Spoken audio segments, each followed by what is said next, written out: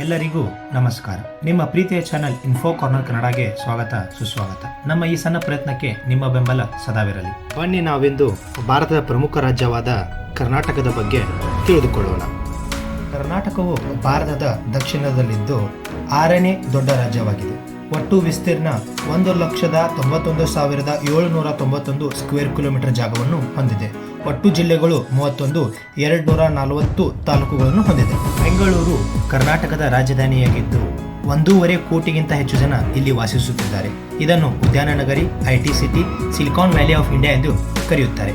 ಬೆಂಗಳೂರಿನಲ್ಲಿ ಹಲವಾರು ಟೆಕ್ ಉದ್ಯೋಗಿಗಳಿದ್ದು ಹಲವಾರು ಜನ ತಮ್ಮ ಕೆಲಸಗಳನ್ನು ಮಾಡಿಕೊಳ್ಳುತ್ತಿದ್ದಾರೆ. ಇನ್ಫಾರ್ಮೇಷನ್ ಟೆಕ್ನಾಲಜಿ ಸೇವೆಯಲ್ಲಿ ಮುಂಚೂಣಿಯಲ್ಲಿದ್ದು ಇನ್ಫೋಸಿಸ್, IBM, ಮೈಕ್ರೋಸಾಫ್ಟ್ ನಂತಹ ಹಲವಾರು ಸಂಘ ಸಂಸ್ಥೆಗಳು ಇಲ್ಲಿ ಕಾರ್ಯನಿರ್ವಹಿಸುತ್ತಿವೆ. ಕರ್ನಾಟಕವು ಹೆಚ್ಚು ಅರಣ್ಯ ಸಂಪತ್ತನ್ನು ಹೊಂದಿದ್ದು ಹಲವಾರು ಪ್ರಾಣಿ ಪಕ್ಷಿಗಳು ವಾಸಿಸುತ್ತಿವೆ. ಪ್ರಮುಖ ರಕ್ಷಣಾ ಪ್ರದೇಶಗಳನ್ನು ಹೊಂದಿದ್ದು ಅದರಲ್ಲಿ ಪ್ರಮುಖವಾದವು ನಾಗರಹೊಳೆ, ಬಂಡೀಪುರ, ಬನ್ನೇರುಘಟ್ಟ ಮುಂತಾದ ಸಂರಕ್ಷಿತ ಪ್ರದೇಶ. ಪಶ್ಚಿಮಕ್ಕೆ ಅರಬ್ಬಿ ಸಮುದ್ರವಿದ್ದು ಹಲವಾರು ಕಡಲ ಪ್ರದೇಶಗಳಿವೆ, ಬಂದರು ಪ್ರದೇಶಗಳಿವೆ.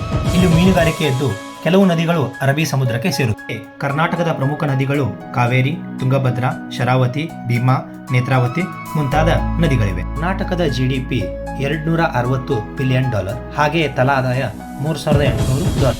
ಜನಸಂಖ್ಯೆಯು 7,71,00,000 ಹೆಚ್ಚು ಇದ್ದು ಪ್ರತಿ 1000 ಪುರುಷರಿಗೆ 973 ಮಹಿಳೆಯರಿದ್ದಾರೆ. ಶಿಕ್ಷಣದಲ್ಲಿ ಮುಂದೆ ಇದ್ದು 75.36% ಸಾಕ್ಷರತೆ ಹೊಂದಿದ್ದು ಇಲ್ಲಿ IISc, IIM, NITK, IIT, VTU ನಂತಹ ಹೆಸರಾಂತ ಶಿಕ್ಷಣ ಸಂಸ್ಥೆಗಳಿವೆ. ಕರ್ನಾಟಕವು GDSPಯಲ್ಲಿ ಉನ್ನತ ಆರ್ಥಿಕತೆಯನ್ನು ಹೊಂದಿದ್ದು ಇಲ್ಲಿ ಹಲವಾರು ಕೈಗಾರಿಕಾ ಕ್ಷೇತ್ರಗಳಿವೆ.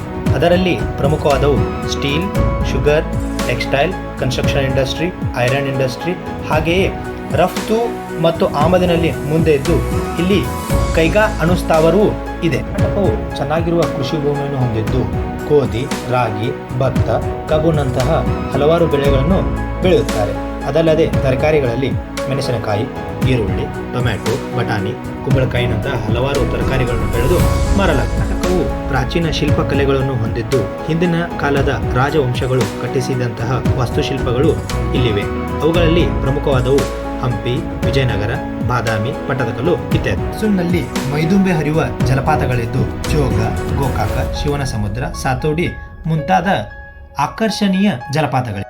ಸಾಹಿತ್ಯ ಕ್ಷೇತ್ರದಲ್ಲಿ ಅಪಾರ ಕೊಡುಗೆಯನ್ನು ಕೊಟ್ಟಿದ್ದು ಇದುವರೆಗೆ ಕನ್ನಡಕ್ಕೆ 8 ಜ್ಞಾನಪೀಠ ಪ್ರಶಸ್ತಿಗಳು ಬಂದಿವೆ. ಕರ್ನಾಟಕದಲ್ಲಿ ಕನ್ನಡ ಚಿತ್ರರಂಗವಿದ್ದು ಇದನ್ನ ಸ್ಯಾಂಡಲ್ವುಡ್, ಚಂದನವನವೆಂದು ಕರೆಯುತ್ತಾರೆ.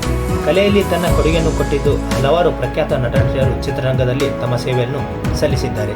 ಈಗಾಗಲೇ ಕನ್ನಡದಲ್ಲಿ ಪ್ಯಾನ್ ಇಂಡಿಯಾ ಸಿನಿಮಾಗಳು ಬರುತ್ತಿದ್ದು ಬಿಡುಗಡೆಯಾಗಿ ತಮ್ಮ ನಾಗಾಲೋಟವನ್ನು ಮುಂದುವರಿಸಿ. ಈ ಚಾನೆಲ್ ನಿಮಗೆ ಇಷ್ಟವಾದಲ್ಲಿ ಸಬ್ಸ್ಕ್ರೈಬ್ ಹಾಗೂ ಶೇರ್ ಮಾಡಿ. ಧನ್ಯವಾದಗಳು.